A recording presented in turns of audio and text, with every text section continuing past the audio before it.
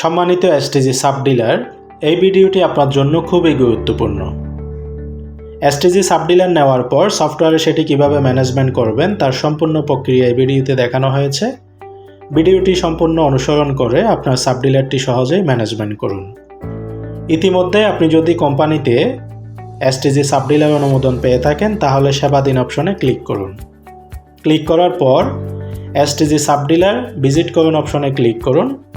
এখানে ক্লিক করলে STG sub dealer management ড্যাশবোর্ডটি দেখতে পাবেন। এখানে অনেকগুলো টুলস দেওয়া আছে।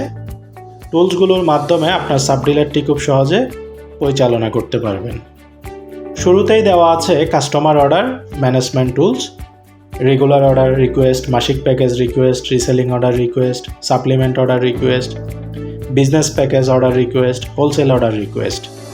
অর্থাৎ সেলফের কোনো কাস্টমার কিংবা বিজনেস মেম্বার যদি আপনার ডিলারে এই প্যাকেজগুলো অর্ডার করে এখান থেকে সেগুলো সহজে ম্যানেজমেন্ট করতে পারবেন। উদাহরণস্বরূপ, কোনো সেলফের কাস্টমার যদি আপনার ডিলারে রেগুলার অর্ডার করে রেগুলার অর্ডার রিকোয়েস্টে ক্লিক করলে অর্ডারটি এখানে দেখানো হবে।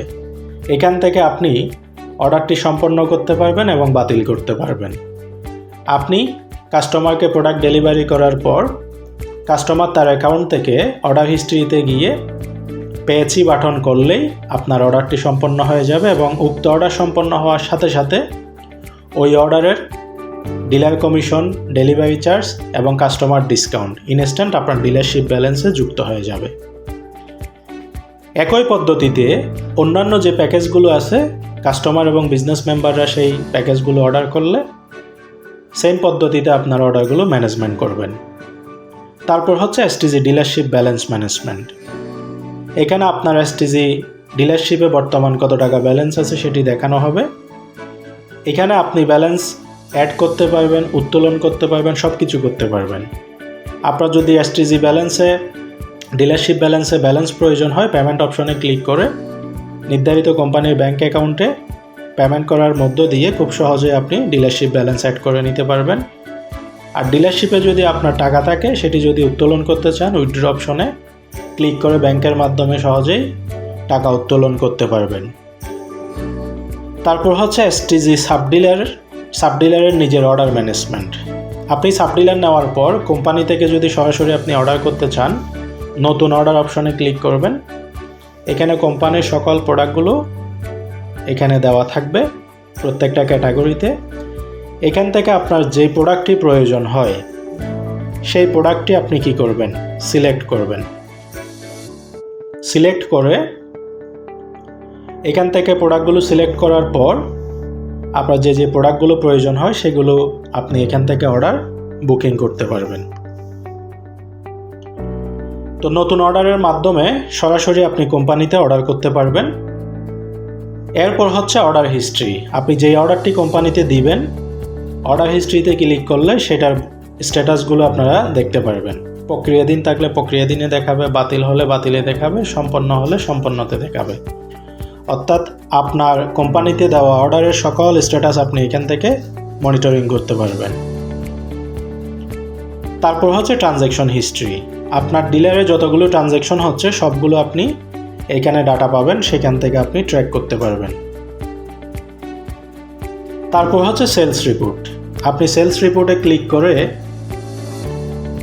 এখান থেকে এক ক্লিকে আপনার ডিলারের সকল সেলস রিপোর্ট সংক্ষেপে দেখে নিতে পারবেন। Sub dealer income, sub dealer discount, sub dealer commission এবং স্পেসিফিক কোন মাসেরটা দেখতে চাচ্ছেন সেটা ক্লিক করেও এখান থেকে দেখতে পারবেন। এটা হচ্ছে সাব ডিলারের সেলস পয়েন্ট দেখার টুলস। তারপর হচ্ছে প্রোডাক্ট স্টক।